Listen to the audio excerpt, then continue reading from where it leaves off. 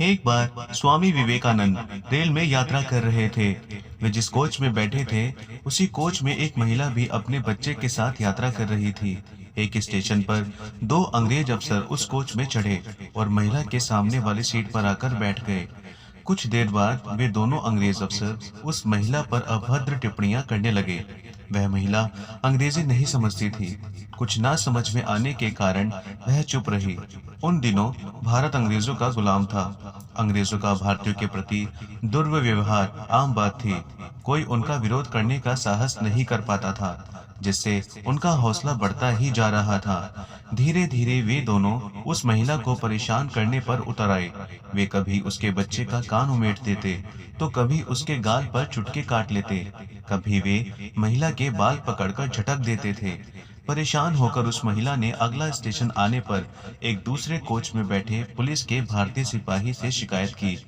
महिला की शिकायत पर वह सिपाही उस कोच में आया भी, लेकिन अंग्रेजों को देखकर वह बिना कुछ कहे ही वापस चला गया। रेल के फिर से चलने पर दोनों अंग्रेज अफसरों ने अपनी हरकतें फिर से शुरू कर दी। विवेकानंद काफी देर से ये सब देख और सुन रहे थे। अब उनसे नहीं रहा गया। वे समझ गए थे कि ये अंग्रेज इस तरह नहीं मानेंगे। वे अपने स्थान से उठे और जाकर उन अंग्रेजों के सामने खड़े हो गए। उनकी सुगठित काया देखकर अंग्रेज सहम गए। पहले तो विवेकानंद ने बारी-बारी से उन दोनों की आंखों में घूर कर देखा, फिर अपने दाएं हाथ के कुर्ते की आस्तीन ऊपर चढ़ा ली और हाथ मोड़कर उन्हें अपने बाजुओं की सुडौल और कसी हुए मांसपेशियां दिखाई। इसके बाद वे अपने स्थान पर आकर बैठ गए। विवेकानंद के साहसपूर्ण रवैये से दोनों अंग्रेज अफसर डर गए। उन्होंने उस महिला और उसके बच्चे को परेशान करना बंद कर दिया। यही नहीं, अगले स्टेशन पर वे चुपचाप उठे और दूसरे कोच में जाकर बैठ गए।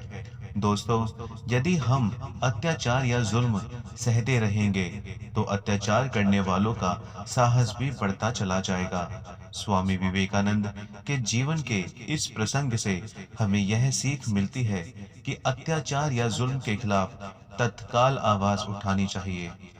कहानी पसंद आई हो तो चैनल को सब्सक्राइब और लाइक कीजिए। धन्यवाद।